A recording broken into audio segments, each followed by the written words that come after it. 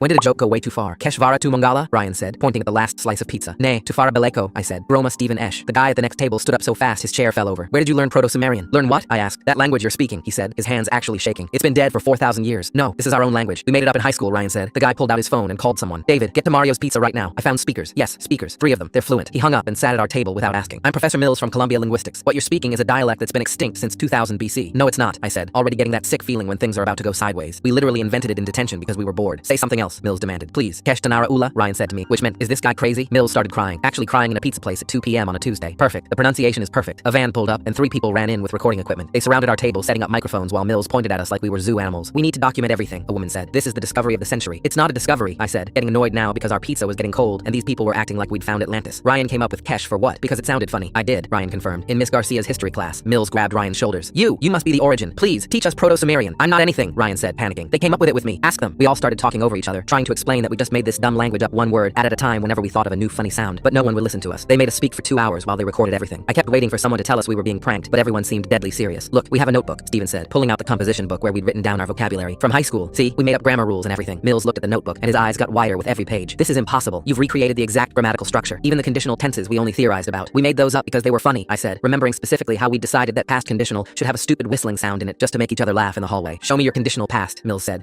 Stephen said, and I could see the wheels turning in his head, trying to remember what conditional even meant. Mora kesh tanu belekovara, he said, which meant I would have been eating. Mills played a recording from his phone of some ancient clay tablet reconstruction. It sounded exactly like what Stephen had just said. My skin went cold because that wasn't possible. We'd made that up. I was there. I remember Stephen suggesting the Vara ending while we were hiding behind the gym. This is a coincidence, Ryan said. It has to be. The next day, Mills brought Yale's ancient languages department head, then Harvard's, then someone from the British Museum. Our apartment was full of academics shouting about verb conjugations while we sat on our own couch like strangers in our home. They need to come to Oxford, the British guy said. They're coming to MIT first, another said. We'll pay. Pay? I said. The Smithsonian will give you each 50,000 to spend a month teaching our researchers, a woman said. To speak our made-up language? I said, though I was starting to doubt everything. Had we made it up? The notebook was real, our memories were real, but so was that recording. It's not made up, Mills insisted. One of you must have learned it somewhere. From who? Ryan said. Ancient Sumerians? We're from New Jersey. Mills pulled me aside. Did your grandmother ever sing to you in a strange language? Did you have dreams where people spoke differently? No, I said. We sat in detention making up funny sounds, but even as I said it, I was trying to remember if that was true. Had we made it up, or had it just come to us? When Ryan said Kesh that first time, had he invented it or remembered it? Then explain this, Mills said, showing me a tablet from 2000 BC. When he played the audio reconstruction, it was word for word the joke song Stephen had made up about Ryan's ex-girlfriend. That's impossible, I said, but something about those symbols seemed familiar, even though I'd never studied ancient languages. The entire song, Mills said, including the part about her unibrow of destiny. That's what these symbols mean. Stephen and Ryan were looking at the tablet now too. We made that up junior year, Stephen said. In Ryan's basement. Did you? Mills asked. Or were you channeling ancient memories? We were high, Ryan said. Not channeling anything. Mills's phone rang. When he came back, his face was pale. I need you 3 to come with me right now. Where? I asked. Someone needs to verify your identities, he said. Why? Stephen asked. Because the Venezuelan government is claiming you're spies using an ancient language as code, he said. And the State Department wants to know how 3 kids from Jersey learned a language that's been dead for 4 millennia. We looked at each other and said simultaneously, Gromahela dit, which meant we're screwed. Full story on the channel below.